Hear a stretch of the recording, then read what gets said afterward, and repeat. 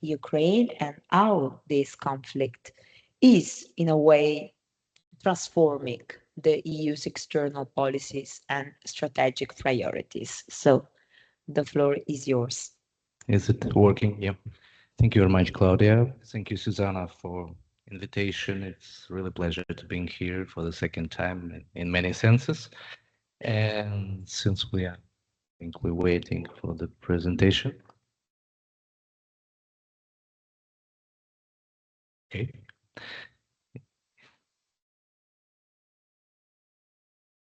It was also me last year that had the problem with the presentation. Maybe it's about me. I don't know. Oh, here it is. Yeah. Uh, so I'd like to begin with the words of Spanish philosopher José Ortega y Gasset that we are now witnessing the end of the era and the beginning of another one in which we do not yet know how to live. I hope you will forgive me this rather, dramatic start, but I think that the phrase captures to a large extent the reality in which Europe, in broader sense, finds itself today. And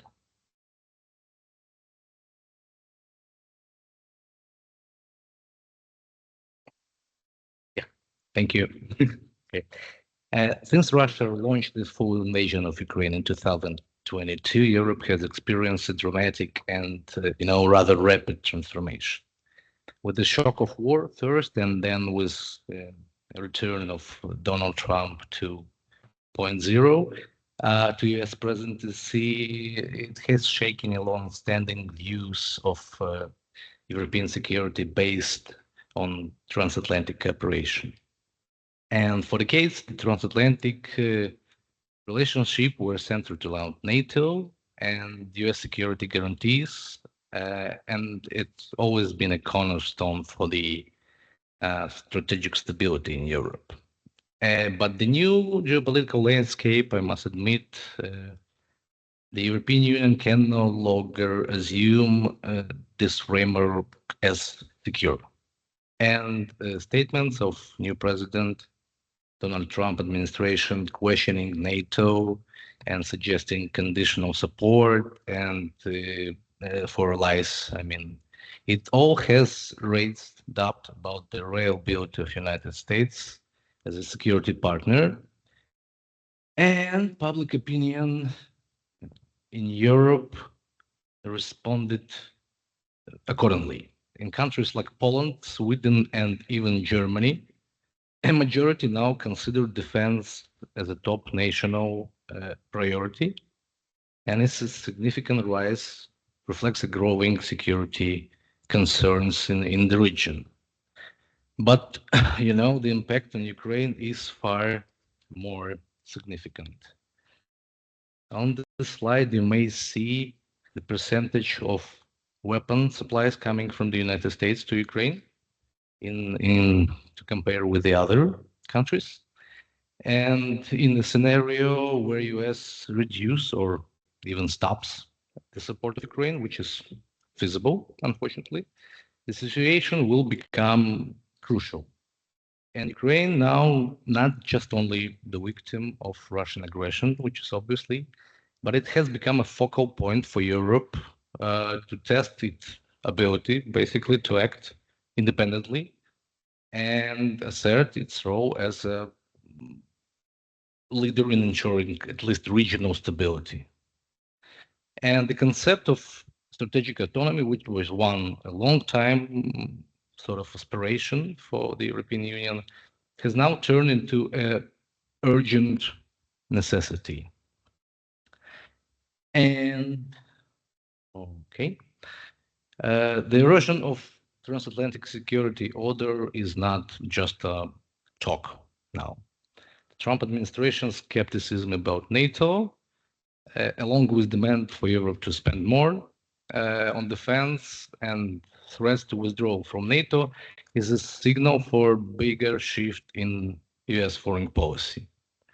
What we think now, obviously, is move away from the collective security based on the shared values to very transactional approach focused on, cost benefits calculations. But I must admit that Trump is not a disease. Trump is a symptom, and it is a symptom of dramatic shift in American foreign policy paradigm. But that shift is developing for decades already, and this shift posed and was posing a serious risk to European security, and from my opinion, should have been anticipated long ago. And without reliable and consistent American presence, EU must rethink its strategic approach, and it is especially crucial for Ukraine, where US uncertainly, let's call this way, could weaken deterrence and encourage more aggression.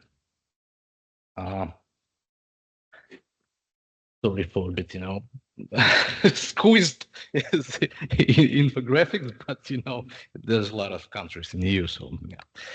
As you may see, while all NATO members have increased their defense spendings in recent years, some even tripling it in response to Russia aggression.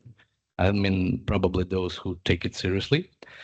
The picture still remains, uneven. Many European countries still falls short of NATO recommended 2% of GDP threshold, while according to European Defense Agency, Europe should spend 3.5% of GDP just to effectively deter Russia alone without US commitment.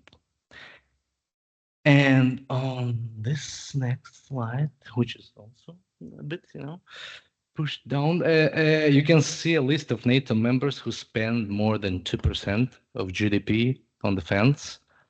As you can observe, with the exception of United Kingdom, United States, and Greece, all these countries are either neighbors of Ukraine or Russia. Additionally, there is no Sweden here, which is also a Russian neighbor, but it was not a neighbor back in 2023. But it also spends now more than 2.5% GDP on defense. And this data is highlighting that the increasing security concerns in the region. But this gap between ambition and reality underscores a deeper problem. Europe needs to align its strategic aspiration with financial and structural commitment necessary to back this aspiration, basically. And okay, here we go. The very concept of strategic autonomy was first articulated, I believe, in 2016. EU global strategy has evolved from theoretical ambition to a political necessity. As Joseph Borrell argues, strategic autonomy is a process of political survival. So, and EU actually responded with a new initiative to boost defense spendings and industrial coordination. And the EU recent plan outlines up to 100 billion in defense investment, targeting joint procurement, increased production capacity, etc. And by the way, the projected economic effect of this increased spending could also generate up to 1.5 million jobs and boost GDP up to almost 1%. While linking security imperatives to broader economic benefits. And from, Ukraine, in this situation represent both an opportunity and a challenge for you, let's say, evolving strategic identity. On the one hand, the war in Ukraine has exposed the limits of EU crisis response mechanism and, unfortunately, the dependence on the external actors in terms of hard security. But on the other hand, it's catalyzed a shift in thinking about the EU role, at least its neighborhood and maybe in the world. But support for Ukraine must move beyond ad hoc assistance, which exists now in many ways, to a long-term strategy for integration and security partnership. And the new wartime, hopefully, a section trajectory could serve as a foundation for a new model of enlargement, one that reflects geopolitical realities also, as well as formal criteria for membership. Okay. Of course, Ukraine integration into EU must come with the credible security guarantees. That requires a dual-track approach that combines economic alignment with investment in Ukraine defense infrastructure.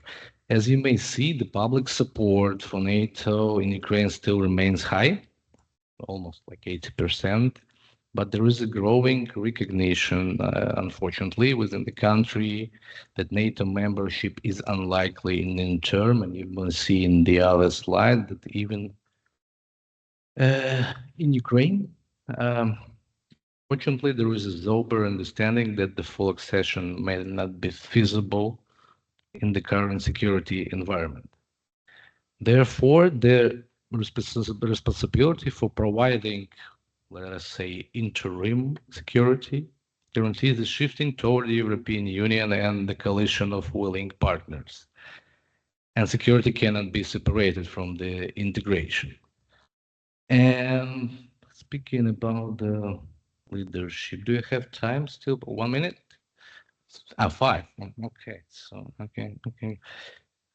Well, I want to take it about Franco Germany and Germany. Everybody knows that Germany and France should do more. Okay, so we can skip this part and go more or less to the conclusion. I must tell you that and admit that now the EU pursuit for strategic autonomy is not longer optional. It is a response to a huge structural transformation of international order. And for Ukraine, this shift both offers both uncertainty and hope. But for Europe, it is a test of political will and capacity, institutional capacity, first of all, and I must say, a historical responsibility. And just to, finish it, go to the conclusion, I must go back to where we started, to the word of Jose Ortega y Gasset. And last year, not on this very stage, it was the different venue, but in the framework of this great event, I said that Europe may be forced to go the way of strategic autonomy even without being asked to do it. And unfortunately, as far as we see, that is what is happening now.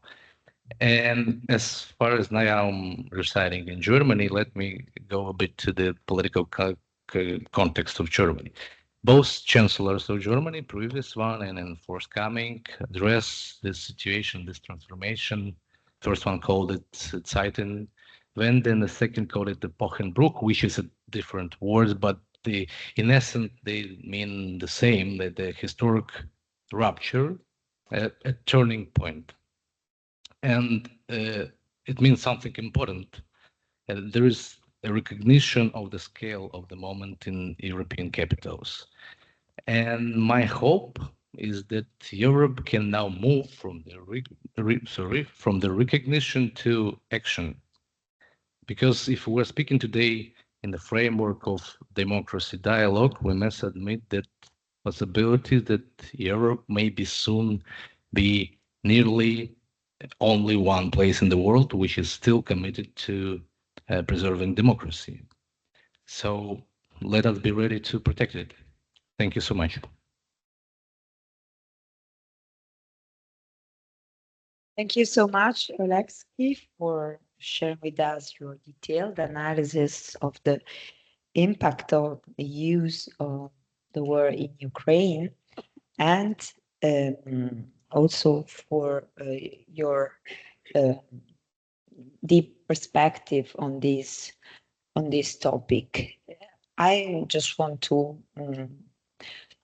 say something that really I have in in my mind. That is that when you mention here the ReArm EU program as a part of a broader strategy that EU has to have, because we know that we need this strategy. We can no longer keep being international actors without having this strategy and this horizon.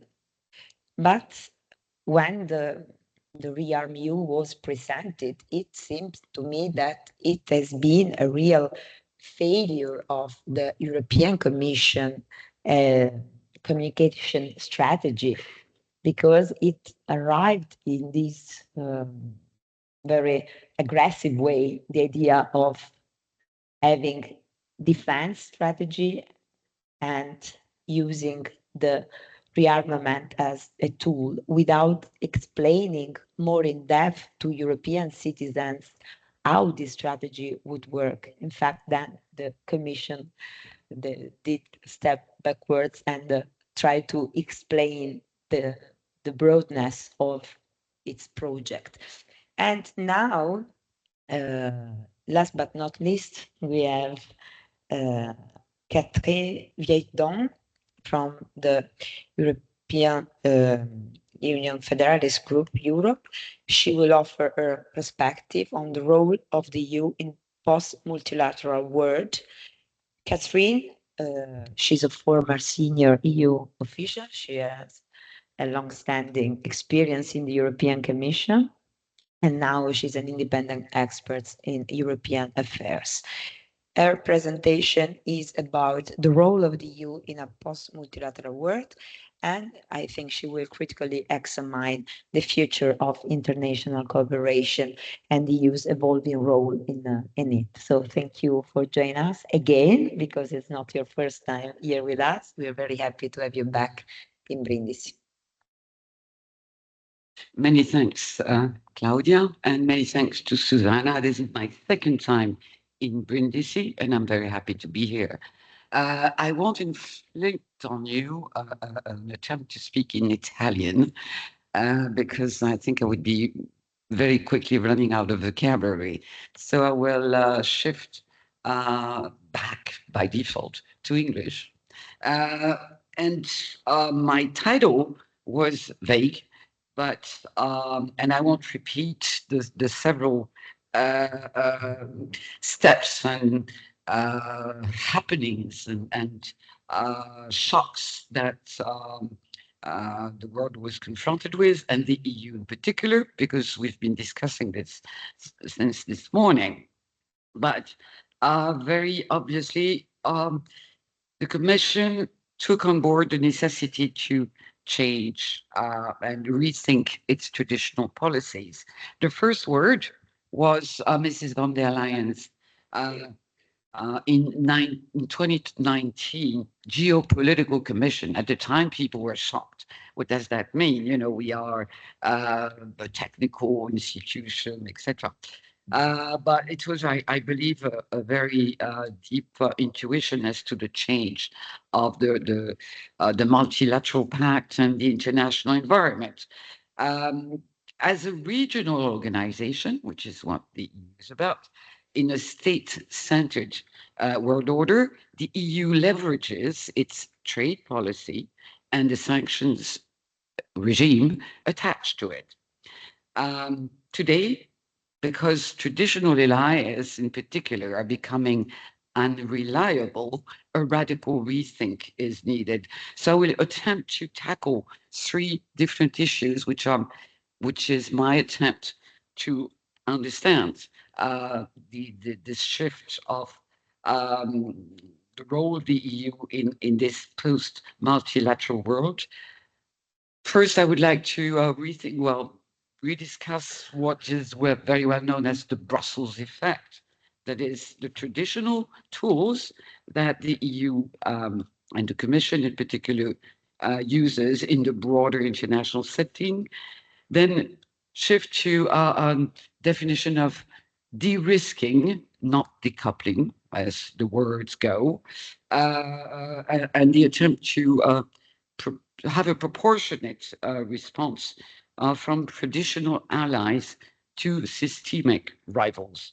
And third, I will try to look forward to a genuine EU foreign economic policy and attempt to define it. Well, I mentioned that, but the EU, of course, is committed to multilateral solutions to the common problems, in particular within the framework of the United Nations. I'm just quoting the treaty here in its external action. But I don't think it's possible to simply imagine that the EU can export its values. This was a little bit mentioned this morning. I think it's more delicate than that. One reason is that EU competences are divided, as you're all aware. They are exclusive international economic relations, trade, development aid, humanitarian aid, neighboring policies, and the external dimension of internal policies. But TFSP, the Common Foreign and Security Policy, as the diplomatic dimension of the community's external action, is intergovernmental. That is, it is in the hands of the member states. So we have divided competences. This is a limitation because we are in a world based on diplomatic compromises between states wary of their sovereignty. However, unlike the operation of diplomatic fora, the EU decisions as a regional organization based on law and commerce have a spillover effect in the defense of international law. This is what we know as the Brussels effect. The EU is not just a stakeholder of multilateralism, but it can also be a leader in its defense, using trade policy and market access in particular as key instruments to combat human rights violations or uphold social and environmental norms. I'm quoting Anu Bradford. In the end, the EU derives its power from its ability to offer conditional access to its large and valuable market. This is the soft power of the EU. I could mention, for example, the ban on imports of products made by forced labor, which is what agreed in April 2024. And this global influence is not just because of the size of the internal market, but also because the EU has built an institutional architecture that has converted its market size into a tangible regulatory influence. So this is the soft power, which means not imposing standards simply, but offering legal certainty in barely regulated areas. This has been mentioned again today several times. Data protection, of course, is one very good example in the defense of the sovereignty of the EU in the digital field. The Digital Markets Act, the Digital Services Act, this is all very recent, of course, and the insertion of environmental and social standards in trade agreements. So there is this worldwide normative role in fields such as environment, consumer health and safety, antitrust, and online hate speech. In addition, the EU has been consistent, and I think consistency is essential. It has been consistent in the response to the Russian invasion, with a succession of sanctions, 16 packages to date, limiting access to multilateral financial institutions and restricting trade with Russia. This includes export restrictions, import restrictions, I'm going quick on that, and also sanctions against individuals. Some 2,400 entities and individuals that are struck with the freezing of assets and travel bans. I'm not saying this is enough, but this is fairly powerful instrument. Even though there are discussions about the impact of sanctions, I do believe they have leverage. On the other hand, the EU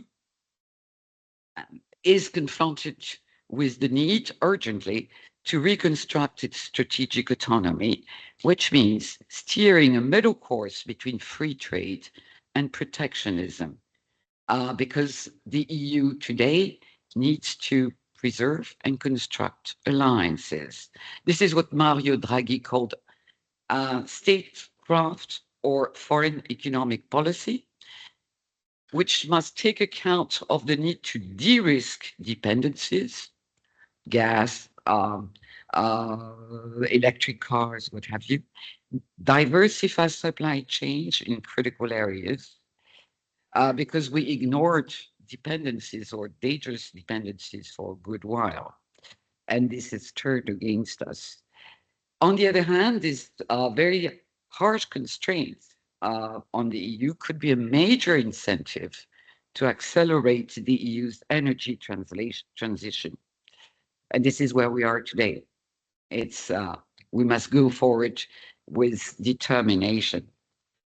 Some analysts have defined an interesting typology for EU trade relationships. And I'm quoting that with a sense of humor. Undemocratic states open to trade with the EU and dependent on its aid. Undemocratic states with economic regional leadership, such as Russia, China. Rich democracies that converge on multilateralism. And of course, I'm quoting Canada and Japan, but I'm stopping there because this typology today is somehow frayed at the edge. When it comes to EU traditional allies, we know that the United States have turned inward, and it's been a little while since this started. I'm mentioning the Inflation Reduction Act, which really is a fairly aggressive industrial policy, hitting the EU, and meant to relocate industries in the United States and reorient industrial projects.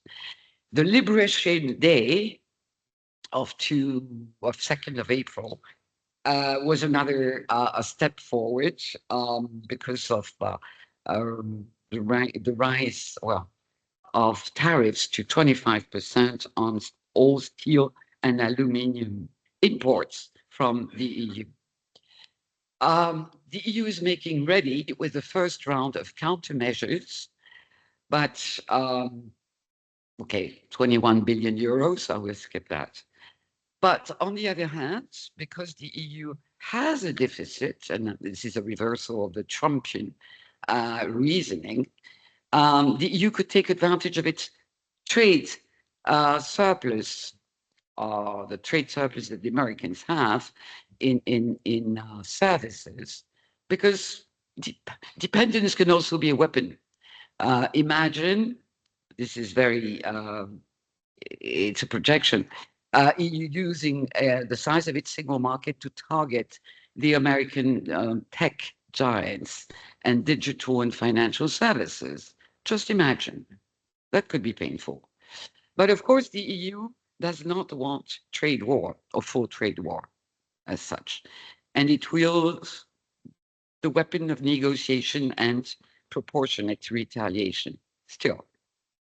So the response of the EU to the surge of American protectionism is also based, I mentioned this issue of, digital giants, which I believe is to me as a citizen, quite a big issue, but also the question of furthering the Green Pact and decarbonizing industry, accelerating the uptake of renewable energy. These are, I believe, the way forward for the EU as well.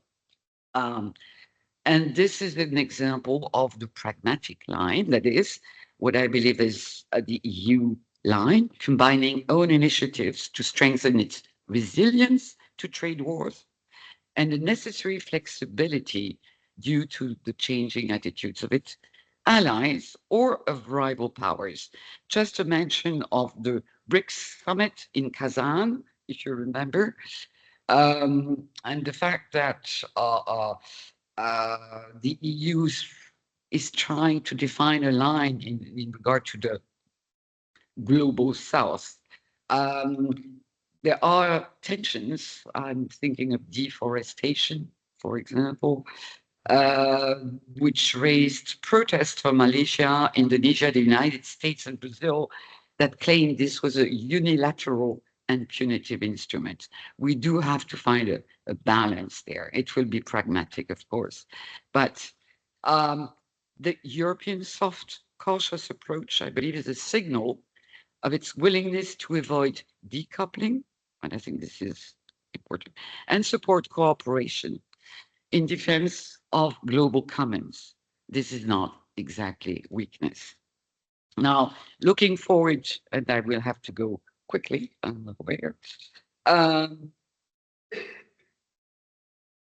of pressure today, and this is for the future, perhaps it builds on the EU to complement a weakened multilateral system with its robust tool of anti-dumping, anti-subsidy regulations, seeking a level playing field. So we do have weapons, we do have force, but we use force with reason and caution.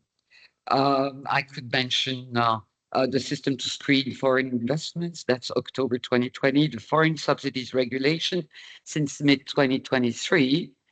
And the fact that the EU defined China as a strategic partner, an economic competitor, and a systemic rival.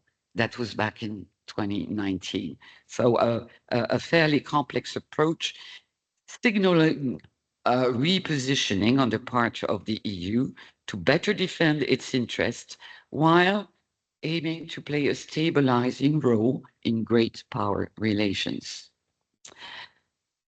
For example, in public procurement, the EU has pushed hard to obtain reciprocal access to the Chinese market when it comes to the influx of Chinese electric cars, the American market being closing. Again, the EU has been striking a line of caution with a view to balancing interests, the interest of the consumers buying cheap electrical cars, but also the interest of having homemade producers. So we are basically signaling, and that has been the cautious line, as far as I understand, which the EU has chosen. So I will skip a number of things like the tax regime for large, highly profitable corporations, or the EU carbon border adjustment mechanisms, which would, I believe, deserve full respect as political weapons. And I hope there will be further developments, especially as regards the global tax regime, because we need money and for the common good as well. So to conclude, and I'm sorry, I'm rushing through a bit, the EU today must act on three fronts in a differentiated manner. Internally, I didn't mention that, but it does manage authoritarian backsliding, because this is openly defying European unity. It must handle candidates countries where the Union has a very strong hand. There was reference to the change of meaning, the geopolitical shift in the approach to enlargement as well. But I think not at all costs either. And in its relations with non-democratic countries like Russia, China, oil monarchies, where it suffered from various dependencies. More generally, in order to defeat the logic of blocks and challenge polarizing narratives, I think it's essential to maintain continued dialogue with emerging economies which feel underrepresented in multilateral institutions and insist on reforming the international financial system. This is what you would call smart democracy, which requires the EU to be united. It says not sufficiently so, but I hope it will. This is the most immediate challenge, and I believe the EU must put it to use its geo-economic power with a robust set of trade measures and project the influence of a single market that accounts for 17% of global GDP. For that, it needs internal reform, fully complete its internal market, align its industrial trade and competition policies, and bridge a major investment gap. It's a steep learning curve, but the toolbox is strong and urgency is of the essence. We should fully hark the warnings of Mario Draghi and Enrico Letta as app. I hope I was not too long.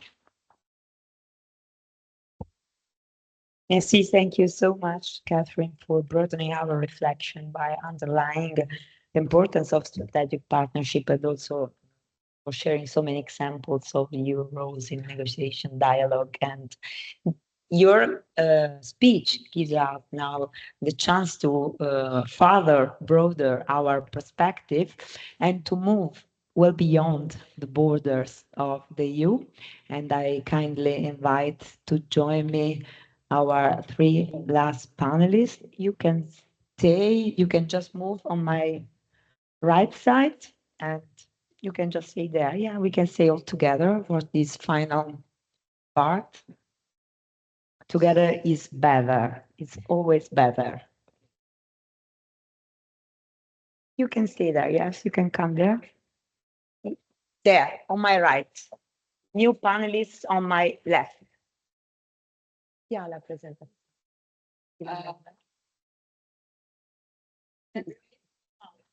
Voi tre venite tutte qui a sinistra.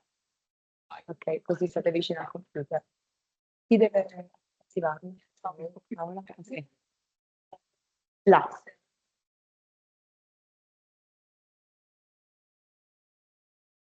Yeah. Where's the remote controller?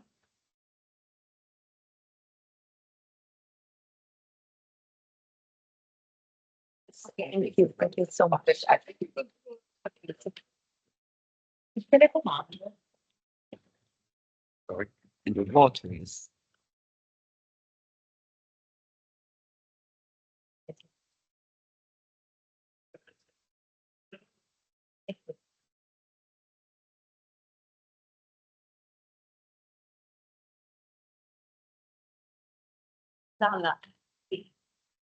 This is a very long panel, okay? I don't know, it's a punishment for me what I did to you. I'm here for the whole afternoon entrapped, but I'm very good company and I'm very, very happy to welcome here at our supranational democracy dialogue three experts, I would say, of the United Nations. So we are moving now to the UN system. And I'm very glad to very shortly introduce you Miss Maria D'Aprile in the middle. She's head of liaison protocol at the United Nations Global Service Center here in Brindisi. The UNGSC is a very important reality that we have here in Brindisi. You know, most of my students, they didn't know about the existence of this international reality. So we have to push forward in order to add them to be aware. They study international relations, so it is very important for them to be aware of your vital role in the system of the UN. Then we have Paola Pinto, here close to me. She's head of Conference and Learning Center, training coordinator at the United Nations Global Service Center. And last but not least, Miss Alice Vivian Mausk, Is your surname right? Yes, Musk. She's a judicial affairs officer at the UN Justice and Corrections Standing Council. So I really welcome the three of you here. And the topic of your presentation is a very interesting one because you will um, talk about UNGSC as a lab for the UN 2.0. So the floor is yours, and thank you once again for joining us. Okay, you hear me now. So good evening, everyone. And thank you to the organizers for the opportunity to contribute to this dialogue in between the EU values and the broader dialogue starting tomorrow on global values. First of all, if it were not because Susanna and Claudia, I'm sure they strategize and orchestrate each single detail. You know, one would be tempted to believe this being like a lucky coincidence, but actually it has been very well orchestrated.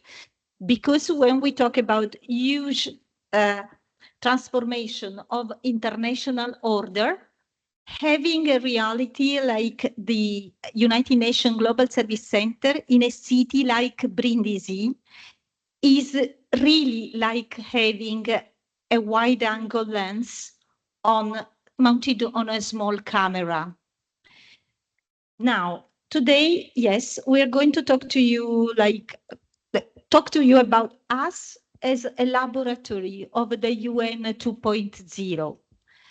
And we are talking about the strategic position of the base, United Nations Global Service Center. We call it the base for us. We'll talk about the culture of integration and collaboration. We'll talk about the impact on the local culture, and then a little focus on UN 2.0 and the implementation of UN values and behaviors. First, like the implementation inside the base, but also thanks to the last minute, and thank you, Alice, for contributing to this last minute joining of Alice, also how these UN values and behaviors are regarded in places where the United Nations mostly operate, so in the field missions. Now, first of all, we enjoy the privileged perspective of a global community composed of about 1,000 people, 100 more or less different profiles, more than 60 different nationalities, and more than 3 decades of history embedded in this small city of a peripheral part of the world, but that in history has always played a central role as a critical link between the East and the West. So a balcony on the Mediterranean Sea, which since 1994 hosts the only permanent base of the United Nations. We were established actually in 1994 as a logistics base.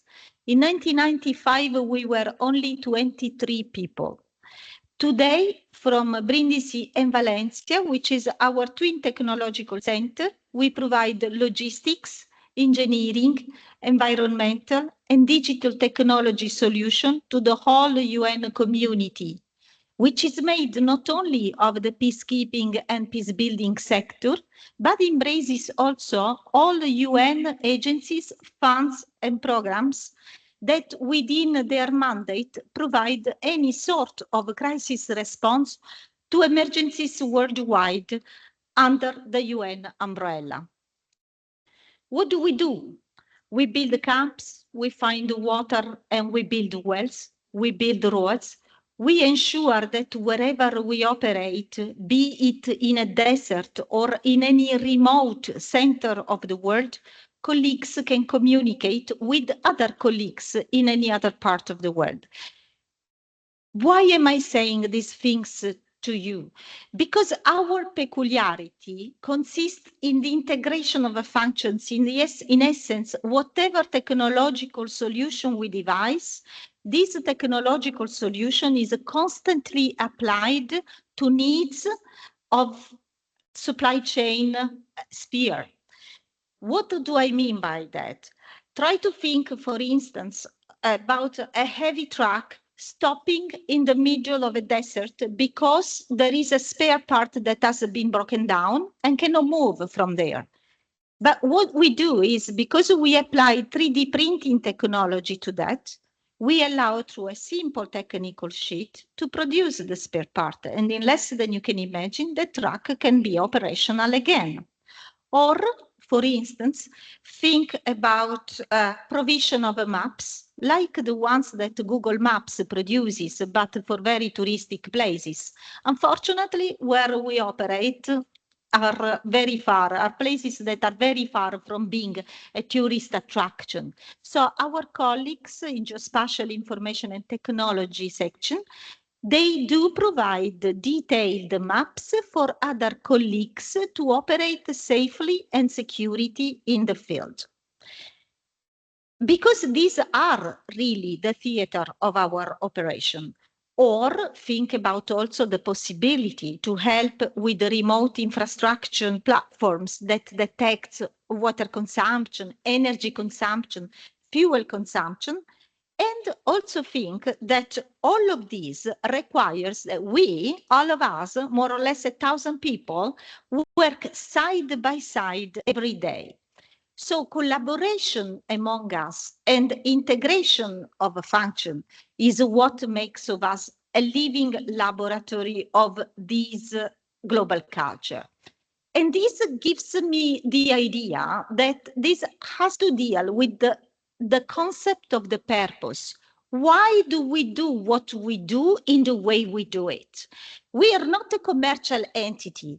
We are people who help colleagues with their needs. So the way of doing things, certainly the purpose remains that of being relevant on the global map, but the way we do things make us a little bit different from any kind of commercial company. Now, if culture also means what binds the individual to the social fabric, as well as the way in which one is perceived from the outside, then we have to think that our cultural model also is embedded with the local culture.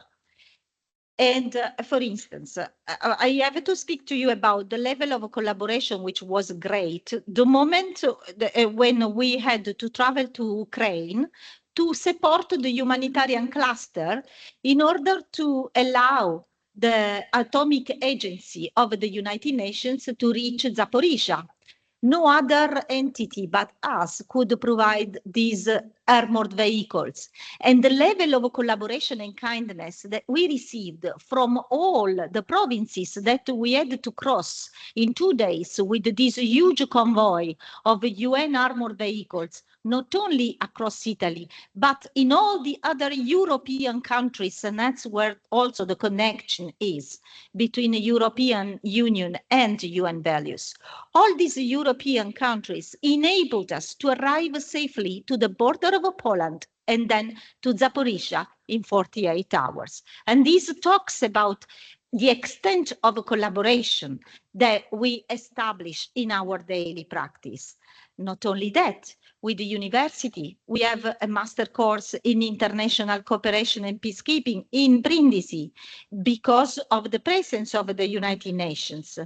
And to enable students to have a flavor of the working environment of the United Nations, we devised what we call shadowing program.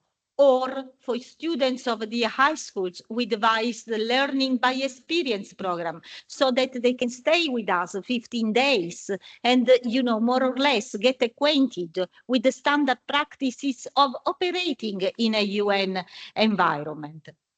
This initiative, together also with the UN most important anniversaries, the next one is going to be on 29 May and it's on the occasion of the International Day of UN Peacekeepers. So we launched this robotics contest among all the schools of the Puglia region.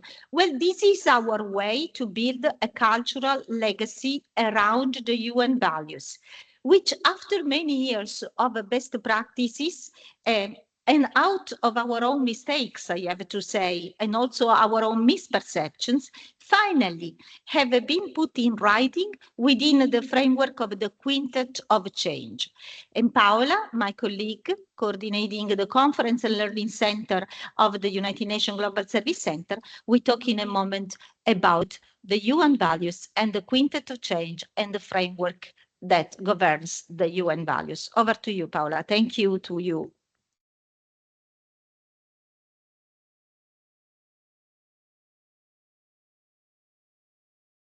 Thank you, Maria. Good afternoon, everyone. And as Maria said, we are going to discuss, and okay, I hope you see. Okay, it moved a little bit. Anyhow, we are going to talk about the UN culture and the Quintet of Change and the novelties and the new vision and the way we are implementing it.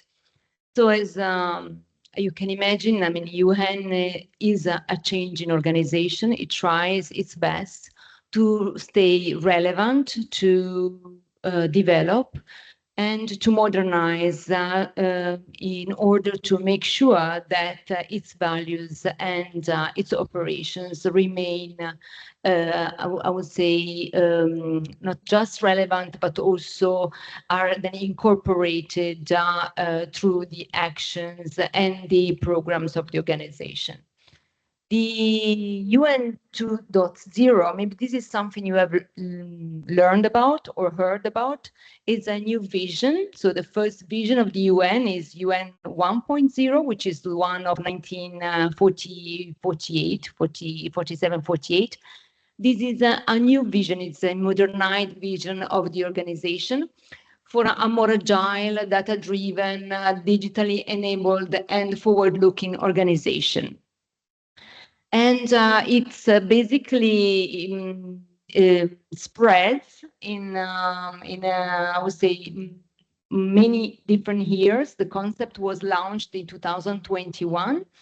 It will be completed into 2030. And of course, I mean, after that, it will keep on changing. It will keep on staying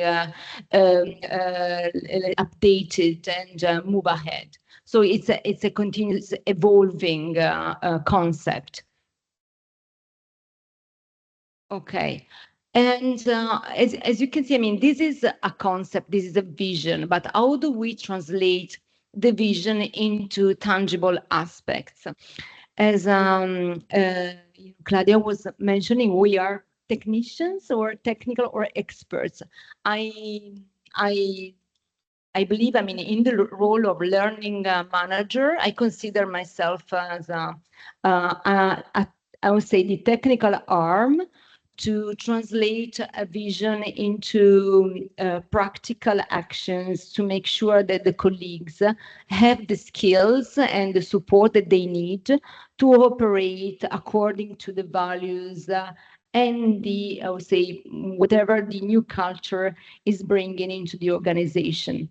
So our work as learning managers is to, first of all, to remain updated, to understand the vision, to read the documentation, to and to try to also look for programs, activities, also design learning activities in support of that vision. Specifically, the UN 2.0 vision transforms itself through a skill set called the Quintet of Change. This skill set, as you can see, is a mixture of different competencies. The first is data analysis and communication, innovation and digital transformation, strategic foresight, performance and result orientation, behavioral science, as seen as for the first time in the organization. It's a dynamic combination that is basically, you know, the way we should transform the organization. So it's basically how the organization is going to implement the what, which is the vision. And how do we do that? So there are many ways for us to do that. I'm going to very briefly, because I know that we are running out of time, I'm going to talk about a site-specific program, which is called AI for All. This is a UNGSC-specific program, which aim is to bring Gen AI to everybody's desk. So the objective of this program is to make sure that all staff, or at least I would say 70%, which is a very good number of staff members, will be able to understand Gen AI, will know, you know, what it is, how to use it, and what benefits are there, in order to move ahead and remain relevant.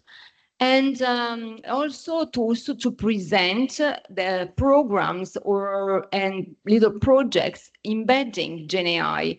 And at the end of the year, which is January 2026, we will report on the progresses that we have made, the challenges, the lesson learned, and whatever the integration of Gen AI brought to us.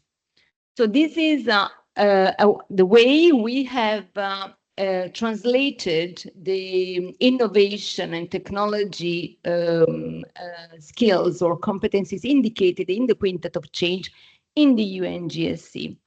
Overall, though, in terms of behaviors and values, I know that, you know, you've been discussing around values. There's today a focus in the organization, and this applies to the entire UN Secretariat, so it's not UNGSC specific. So all learning managers in the Secretariat, all HR practitioners have to make sure that this framework is implemented. The organization moved from a framework on values and competencies to a framework of values and behaviors, meaning that today behaviors are critical if we want to operate in a way to support the UN 2.0. And specifically, as you can see, the values are the ones at the middle of the circle: the inclusion, integration, integrity, humility, and humanity.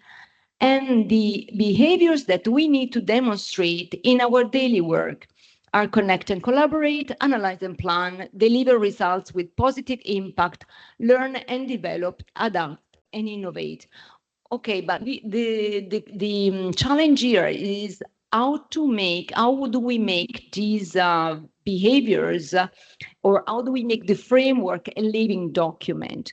The way we do it is to make sure that each staff member understands the framework and also implements the behaviors in the performance cycle, meaning that, you know, we assess the performance of the staff members based on their ability to demonstrate the values and to work using the behaviors that the organization believes are the optimal ones to implement the UN 2.0 vision.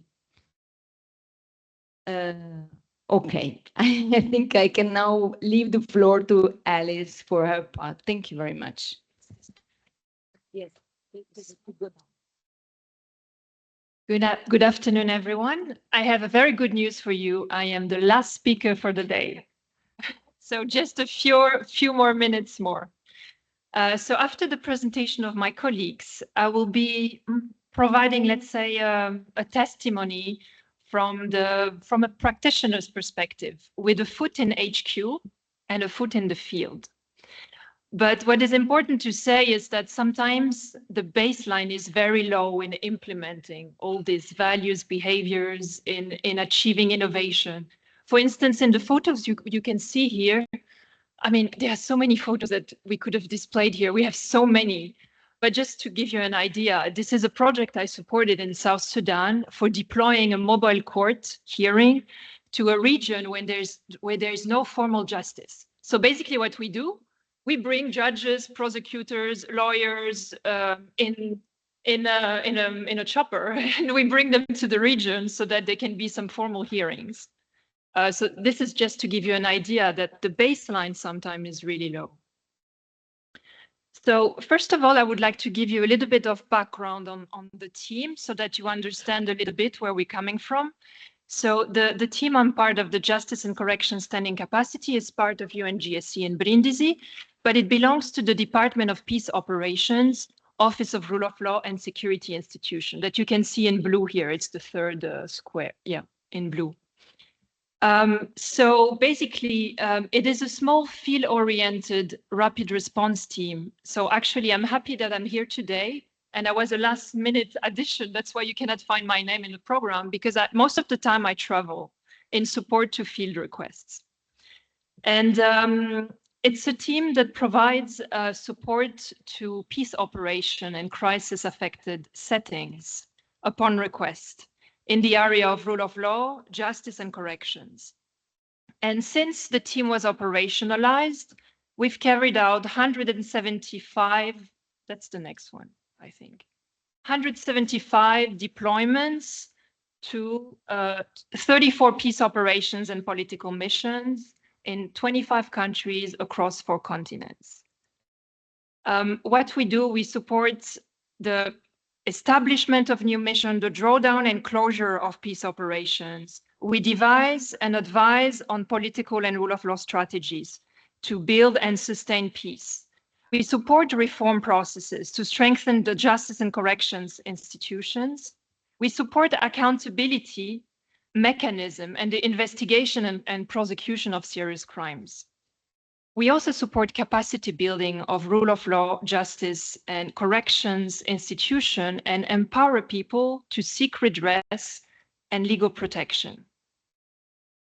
So in carrying out our mandate, we do our best to implement this quintet of change, which is not always easy given the baseline that we sometimes find on the ground. And I would like to get back to one of them and focus first on data, but also maybe more with a gender lens or focusing on gender gaps.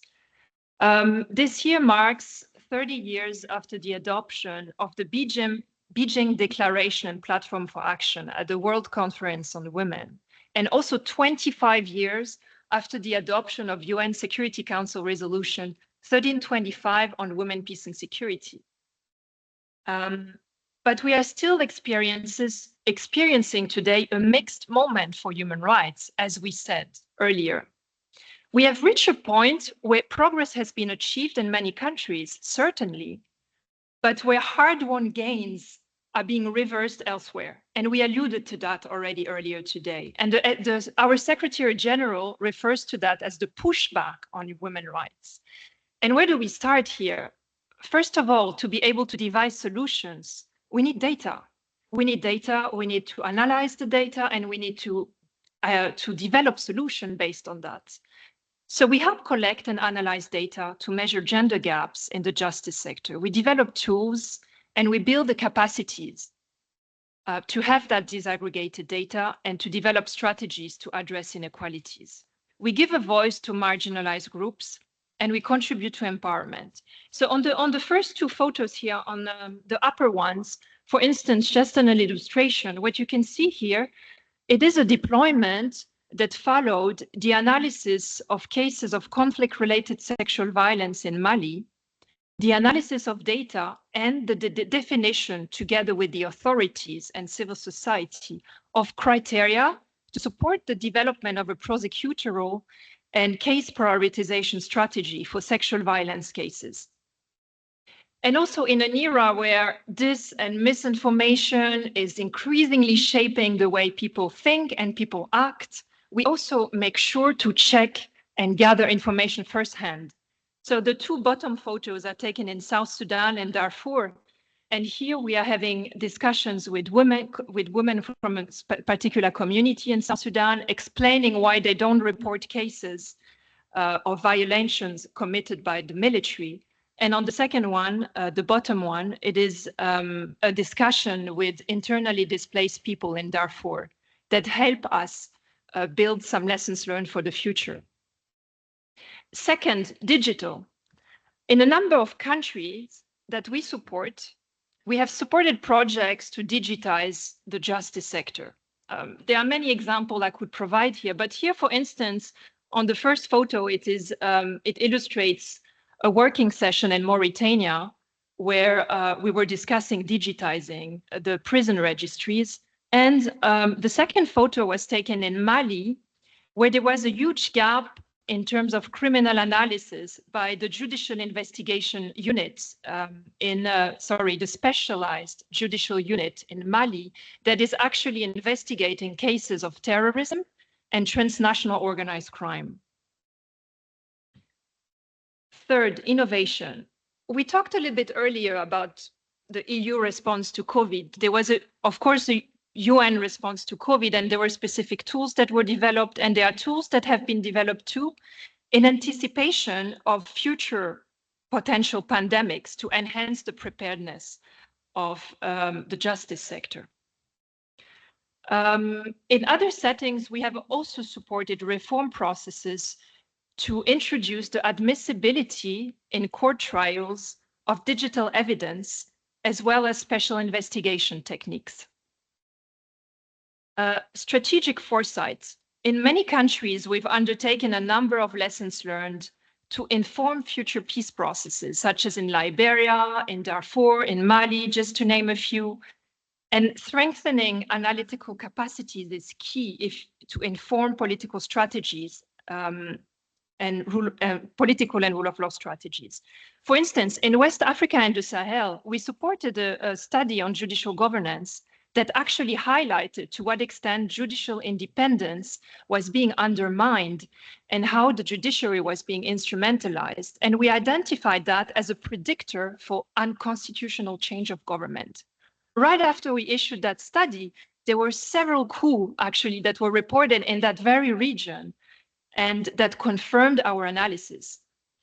There were a number of other analyses we did, like such as climate, peace and security and the rule of law, for instance, and many others, just to name a few. Behavioral science. Since the establishment of the UN, we've actually come a really long way in terms of realization of human rights. I think it's important to realize that. At the same time, we've been lately, over the past years, witnessing increasingly complex conflicts. We have been experiencing settings with large-scale human rights violations and violations of international humanitarian law, as well as terrorist attacks with multiple civilian casualties. In our team, we promote accountability efforts through supporting investigation, prosecution of the most serious crimes, meaning war crimes, crimes against humanity, conflict-related sexual violence, terrorism, transnational organized crime. And for the first time, some emblematic cases, some emblematic criminal trials were recorded and disseminated to the public with the view to changing people's perception of justice, building the case for strengthening accountability and empower survivors at the same time. We also develop strategies to empower women, advance gender equality as a key strategy to achieving peace and development. On the photo here, for instance, you can see a hearing before the Special Criminal Court in the Central African Republic in Bangui. It is made out of international and national magistrates that try the most serious crimes committed in the country since 2003. And this is actually a court and an initiative that is being funded by the European Union. But with the shifts of priorities, I am wondering what is going to happen to this conflict context? What is going to be the EU position as well on supporting these initiatives? So maybe in conclusion, let me just share a couple of lessons learned for our discussion and our support to the field and our exposure to challenges on the ground. First of all, as we speak today, there is a Security Council briefing on Ukraine. There is also today a Security Council discussion on the renewal of the UN mission in South Sudan that is basically at the brink of a full-blown conflict at the moment. So if member states don't agree, what's going to happen there? And also mandates of peace operations frame our operation, frame our programs, frame the support we provide to the field. And basically these resolutions are, in the deliberation on this resolution, geopolitics play out, of course. If member states don't agree, then it has an impact on the mandate of these peace operations. And these mandates are not always fit for purpose. We are increasingly facing interconnected challenges. And often these mandates, they focus on one country, on the borders of a country. Instability doesn't stop at the border. Transnational organized crime doesn't stop at the border. Climate change doesn't stop at the border. All these issues are interconnected and also go beyond the border of a country. So often mandates are not necessarily fit for purpose. And also the mandates and resources we receive are being renewed on an annual basis. So how do we do to plan in the long term? It's difficult in that situation. You don't know if the following year there will still be the peace operation, if you could still provide that support to the people, if you can build the ground for peace and development. And geopolitics, again, always play out in Security Council discussions.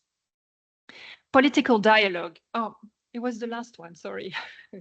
The primacy of politics, the importance of political dialogue and political engagement, even if we are facing a fragmented world, as we said. And we really need to pursue dialogue and continue to find solution in a coordinated way. And even in contexts where there's less adherence to the rule of law, human rights, and where there are unconstitutional changes of government, we must continue to dialogue and engage. People-centered approach. Democracy is not only 3 branches of power. Democracy is about people. So we need to engage with people. We need to empower people. Customized approach. We were talking earlier about exporting models, but when it comes to the UN, from all the field experience we have gathered, you cannot easily export one model. There is no one-size-fits-all solution. You really need to understand the context, analyze the context, get the data, first-hand information, dynamics, and develop a customized approach to find solutions that are appropriate for the country. Ownership. Often, donors' agenda don't coincide with the national priorities in the country. So how do you reconcile that? And this has an impact on the sustainability of our interventions as well.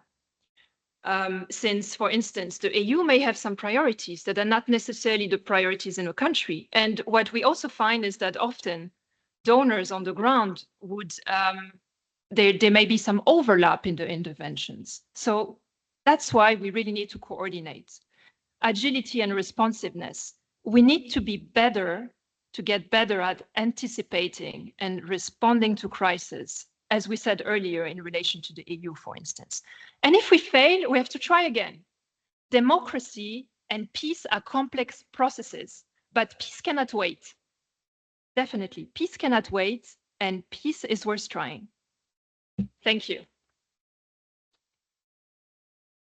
Thank you, Alice. Thank you, Maria and Paola, for your contribution. I think that it was very important for our dialogue today to share the role that the UNGSC and the UN as a whole plays in promoting peace, in promoting mutual understanding among different cultures, and also to give real examples of how global governance level has an active role in the field. That is where, at the end, the effects of global challenges outbreak. And thank you also for recalling us that the UN system and, of course, UNGSC is grounded on a culture of cooperation and integration, that's at the very end, I think that is the true engine of supranationality and so of our discussion today. So I think that this panel, as the whole panel, okay, the one before the virtual coffee break and the second one, has demonstrated the complexity in a way of Europeans' engagement in an evolving and global landscape. And so I think that if you have questions, if you want to comment on some speech, now or never, okay? So thank you. Yeah, Wolfgang. We can collect, okay, I will collect now. Wolfgang, Susanna, someone more? No? So you? 3. So we have 3, 4, okay? Can we close the bet? 4? It's okay. So please, you can speak, and at the end, all the panelists can comment. Thank you very much, Claudia, for having the word now. I would like to address myself to the UN service because I'm not at all aware so far on this kind of down-to-earth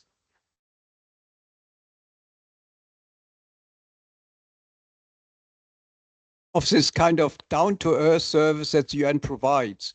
And you use values, started off with implementation of values. And there I have a question, because this morning we discussed European values and had problems to kind of come down to some concrete examples and even define the values.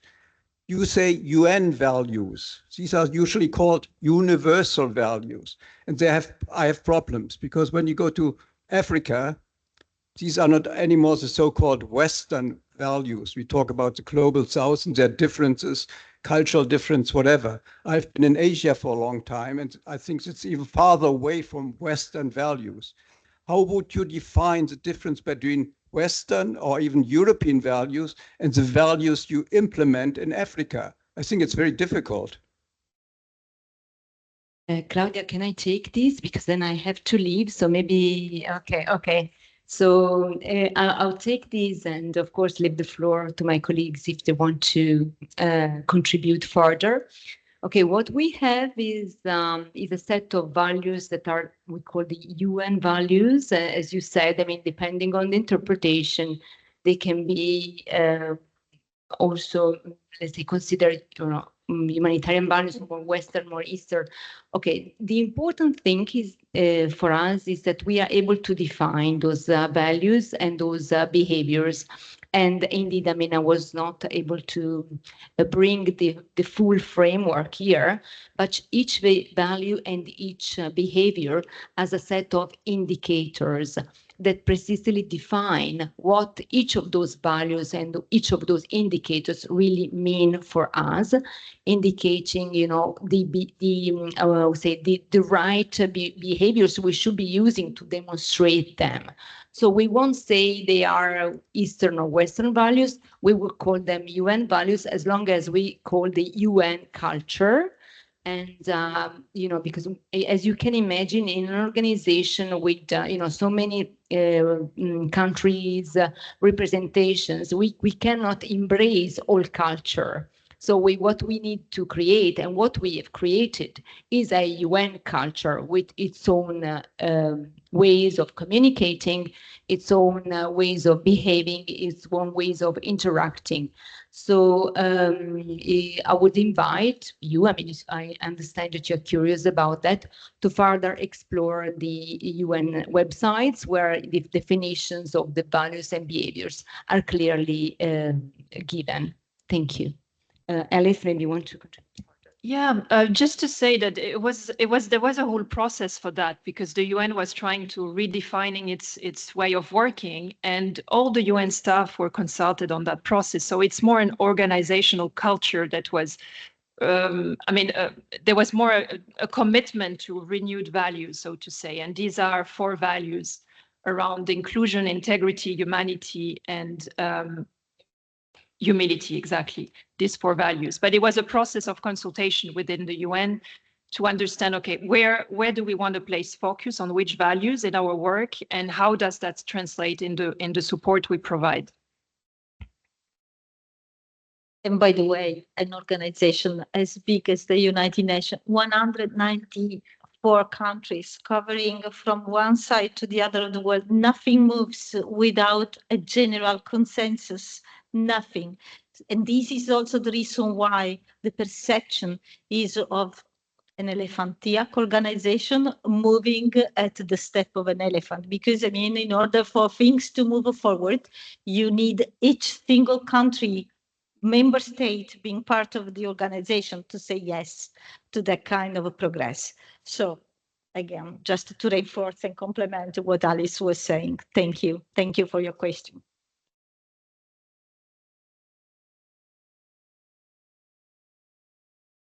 A little follow-up to the presentation by Alexei, which I appreciated much because it put in the broader perspective European security.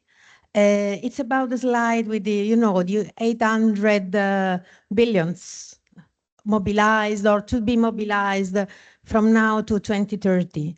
Actually, the real European policy on security is the tranche of 150, which is the loans to countries for the rearm, because these have attached interesting conditions, like the fact that states have to pool at least 2 or 3 to apply for that. There is a shared debt, which is already some kind of solidarity. And there is also the commitment to spend mostly inside the union, which is, a strategic autonomy, while the fiscal capacity of 650, which is just lifting the constraints of the Stability Pact, is basically national rearm under any constraint, which is I think it's the contrary of European defense, it's national defense.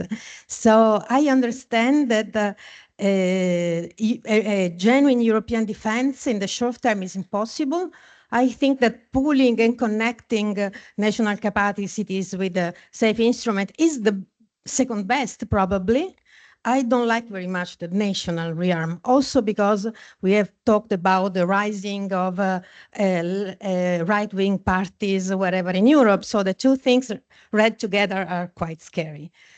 First point. The second point, which is interesting, is that there is a very lively debate nowadays talking about democracy in the European Parliament, because this 150 billion instrument has been strongly contested by the European Parliament, not for the content, but for the procedure, because it's proposed to be adopted on the basis of emergency instrument. For the technicians is Article 122 of the treaty, which is the decision by the council without the parliament. So the parliament is angry because it wants to participate, not because it is against, but because it wants to support it expressly because it would be democratic. So it's interesting to see that there is also a dynamic there which could push forward a bigger involvement of the parliament in the European security policy. So it's interesting. That's it. Next.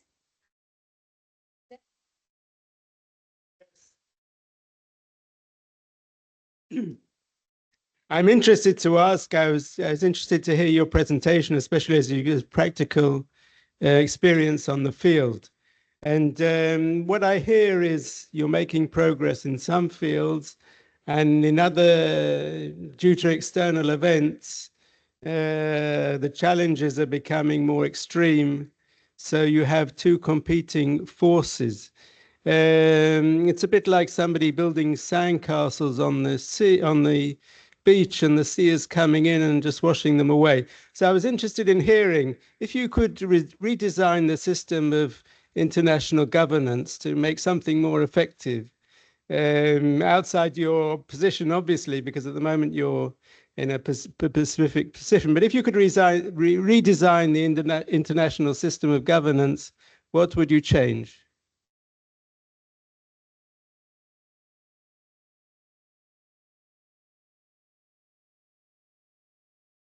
So very good question. And actually, we are in the process of redesigning because there's an audit at the moment that is called UN80 to look into our processes, to look into the mandates we implement, and to look into program alignment. So basically looking at what we can do better. I mean, first thing, and what comes immediately to my mind, UN Security Council. You have veto. You have 5 members that have veto rights, right? And others that are rotating, and that definitely, and that is one of the UN priority. But for the UN as an organization, we need member states to vote on that. Do you think that 5 veto powers are going to renounce their vetoes? So it's extremely difficult. It's a very but I would definitely start there. I mean, if we can already change that, bring more representativity, that would be really already much better.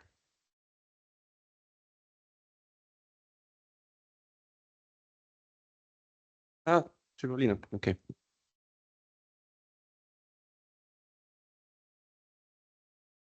I actually wanted to ask a question of Professor Bergman, but he's not here, as I see anymore.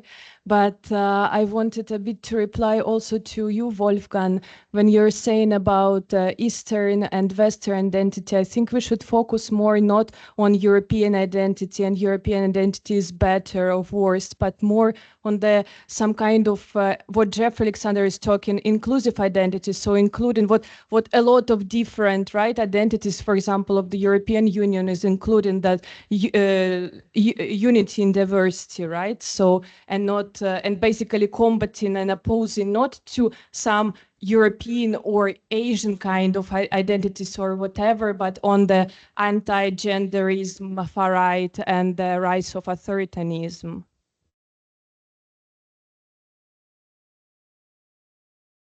Sorry for that, but for one thing, I didn't use the word identity because I have a problem with that. I would divide between belonging and identity, which is a big issue on nationalism as well. And the second thing is, for me, is these ideas of values.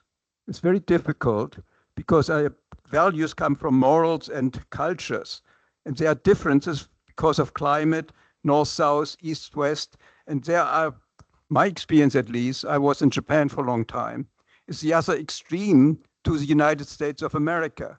And the United Nations, dare I say, started off with Anglo-Saxon values, let's face it.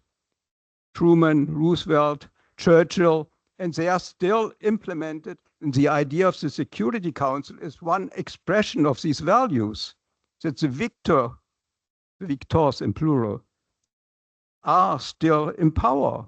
And that's a problem. We haven't changed that value, have we?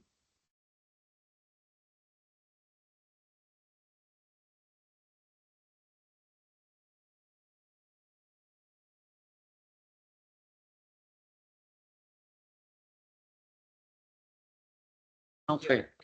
No, it was really a question. Okay, East versus West. Okay, this is a little bit boring, a little bit to me because it doesn't go very deep. And I'd rather talk about values than identity. I don't believe in identity in particular myself. The question is, what do you do about climate change?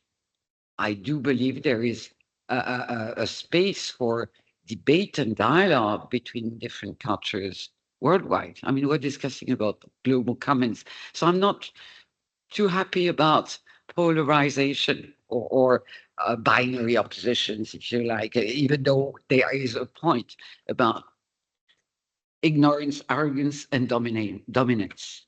You have a point.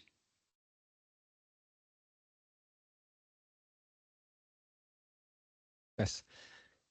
Yeah, thank you. Well, so many topics on the table, but I think that maybe it's important also by looking at the program, when we say global democratic solutions to global challenges, and I think we need to try to like a plan of action or of the things that we want to do in building this global transnational order, that is not just multilateral. As I said this morning, of course, multilateralism is right now the best thing we have on offer. But particularly Trump, but not only, have shown that multilateralism is also very weak, because you can at any moment withdraw from a treaty, denounce it, not respect it, which is what he is doing, right? And others are following, like Milei in Argentina, for instance, regarding climate change. Is not the only example. So how can you create a better paradigm? Well, this is by moving from just simple cooperation to integration, which is what we did in Europe, right? Because cooperation is nice, but is voluntary. Once you are integrated, you are forced to cooperate, because you are part of the same polity, a polity that is not only national, but is transnational. So I think we have to, even if it's going to be very hard and it's going to take many years, but my proposal will be to draft a list of 4 or 5 concrete plans for global governance. One has been said, the reform of the Security Council just now. We have talked about that a number of years. Also, the idea of the Parliamentary Assembly of the United Nations. I think it's very good, because the United Nations now doesn't really allow for the participation of parliamentarians and civil society, so it's very state-based. So the General Assembly, even with limited powers, but only representing governments. So the Parliamentary Assembly will be, I think, very important to foster the further supranationalization, if I can use that word, of the other regional bodies like Mercosur, like the African Union, like ASEAN. So I think we really have to build probably a larger coalition as supranational democrats, no? So we have more allies in other continents that can push for these ideas in the regional organizations. Thank you.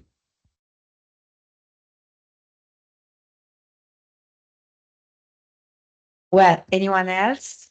No? Are you sure? Okay. So thank you so much to all our distinguished speakers and to our audience. I think that it has been a very stimulating afternoon, even if a long one. But now it's over and you can go out and just enjoy the stunning city of Brindisi. And really thank you so much. For those who want, we will see tonight at Susumaniello at 8:30, and there will be a supranational party. You will remember it forever and ever. So see you tonight. Bye bye. Thank you.